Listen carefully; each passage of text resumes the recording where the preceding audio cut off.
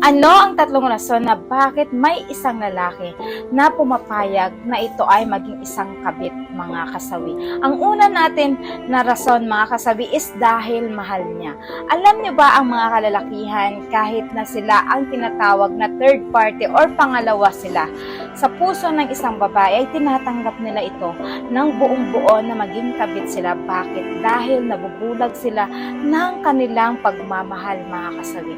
Ang mga kalalakihan naman kasi, mga kasawi, is hindi naman talaga ito nagtsatsaga or nagtitiis sa isang babae as long as hindi nila mahal ang isang babae. Kaya minsan kahit ayaw nila sa sarili nila, ay tinatanggap nila ito ng buong buo na makiapid sa isang babae dahil sa ngalan ng pagmamahal nila sa isang babae. Kahit na minsan ay nasasaktan sila dahil nga hindi buo ang kanilang atensyon na nakukuha sa isang tao